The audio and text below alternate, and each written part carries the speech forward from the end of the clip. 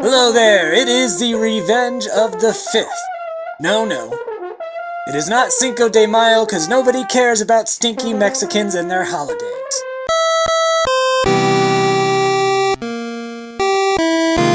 I don't know what this segment is, but here we are. Today we're just going to talk about why Star Wars sucks.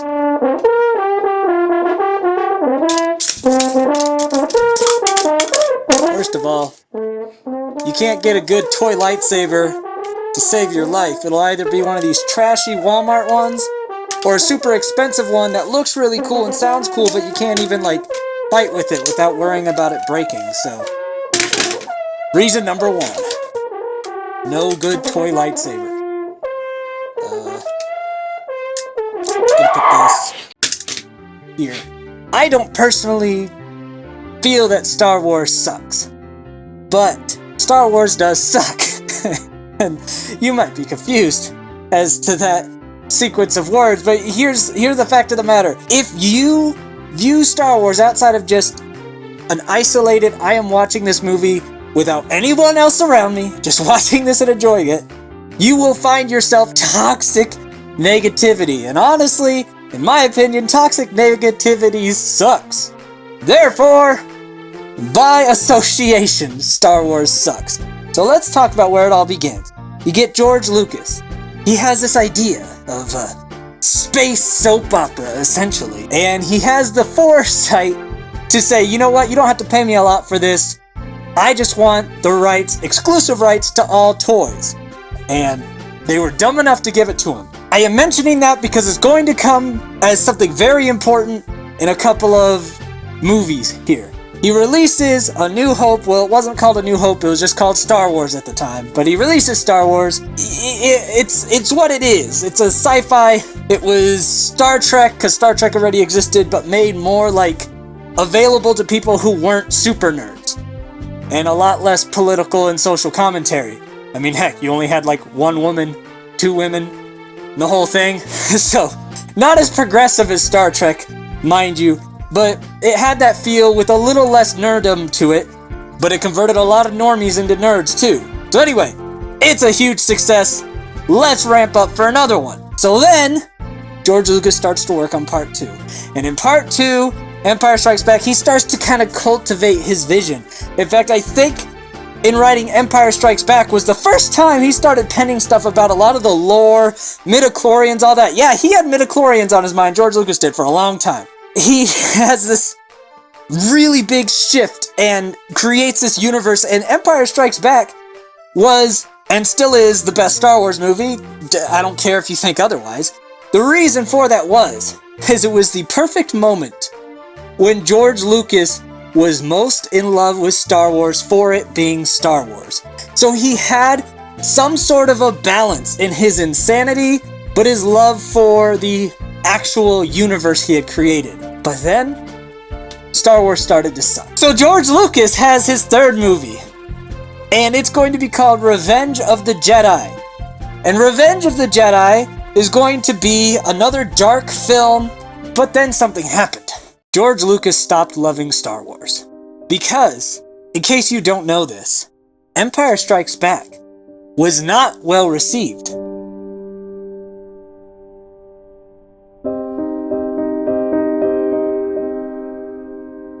There was just this outcry of none of the characters were developing the way that we thought they should develop.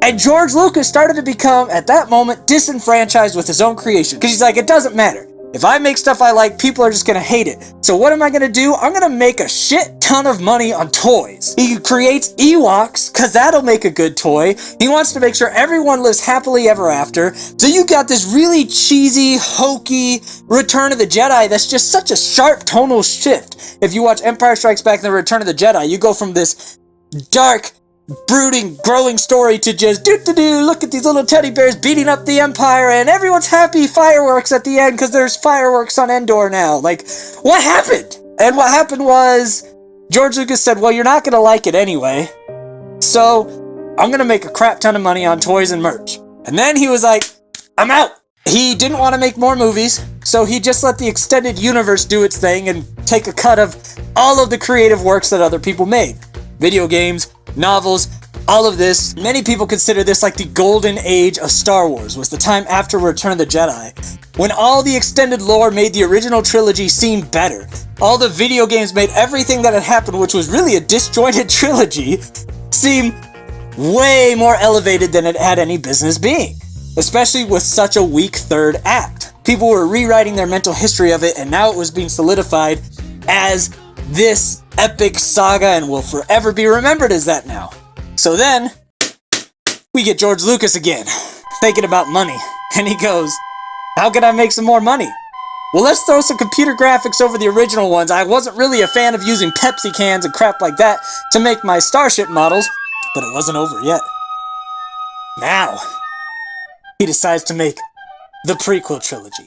And the prequel trilogy, oh boy, it's all gonna be digital. There's practical effects, but for every practical effect, there's 17 green screens and PlayStation 2 graphics. There was something that looked not real about it. Something that didn't feel Star Wars-y. Everything was new and futuristic and shiny, and the shadows didn't quite work. But that didn't distract me for long because of how bad the acting was. George Lucas had an idea for the story. He started to get on his midichlorian game, and people bashed him for it. So after episode 1, which he created to be for children and families, that was his goal and he accomplished it. Everyone was like, Star Wars is ruined again! At least we still have the extended universe. Then George Lucas checked out again. So he's like, screw it! Episode 2, he didn't even try. I think episode 2 in a lot of ways is worse than episode 1. The movies came out, and Star Wars fans just kind of were like, this is not good. On each one, they just kept saying, this is not good, until Revenge of the Sith, we went, oh my goodness, this was actually good! Maybe we'll get more good Star Wars, but then Star Wars stopped. Again. And we were left to the extended universe again. And we did the same thing. We tried to rewrite history and tried to remake the prequels as actually this was good. Actually, this was an incredible story. Palpatine's development, all this, and all the Darth Sidious stuff, and all the stories we have weaved. The nerds took it again, and all the toys and the merchandise, and George Lucas made bank again. So now, what do you have? Let's take stock. We've talked about 6 Star Wars movies. 3 of them have been considered good so far, and one of those was not considered good when it came out. That's not a good track record. So why all the love? Well, all the love is because the lore that George Lucas planted the seeds for all the way back in Empire Strikes Back, but then abandoned for toys and profits because he didn't care anymore. If you look at any interview of George Lucas, he doesn't care about Star Wars anymore. He hates it. That's why he sold it to Disney for like $1 billion. He got the ultimate payout and he was like, fuck this noise. Star Wars has been a headache for George Lucas. I feel bad for the guy because nerds have ruined it. So now let's fast forward more. We get the latest 3. The latest time that the Star Wars fandom has acted like Star Wars is ruined for the first time. But this time, it wasn't George Lucas ruining it. No, this time it was Kathleen Kennedy ruining it. If you don't know who Kathleen Kennedy is, she's like the creative director or something or another at Lucasfilm. She runs it. And she's also quite the SJW. Now, the first movie, it wouldn't be that apparent aside from Rey being front and center, but there's nothing wrong with the strong female protagonist character anyway. The only problem with Rey was nothing was that difficult for her, but there's a lot of ways to explain those plot holes. Like, she was actually good with the bow staff. We saw that she was like a rough and tough person, so why not be decent with the lightsaber? She knows general, like, you know, fighting skills, and she's obviously super in tune with the Force, and Luke was kind of that way too. So who cares? I'm not going to go into that deep of detail in it. You get the first one, The Force Awakens, and it's really kind of mixed. But a lot of people had a lot of hope because it was not the prequels. They're like, wait a minute, this looks like the old ones again. It's not all CG and crappy. We've got the old characters back. It has the same personality. Have we finally left the prequels? Are we going to get good Star Wars? Is this the start of something new? Well, then Rian Johnson got a hold of it, and we got The Last Jedi. Now, The Last Jedi as a standalone movie outside of the franchise is actually probably one of the best Star Wars movies that's ever existed. Don't at me. You will lose this debate if you talk to me about this, I promise you. As a film, it is fantastic, but as a Star Wars movie, what the hell is it doing? That's the problem. It's still supposed to be a Star Wars movie.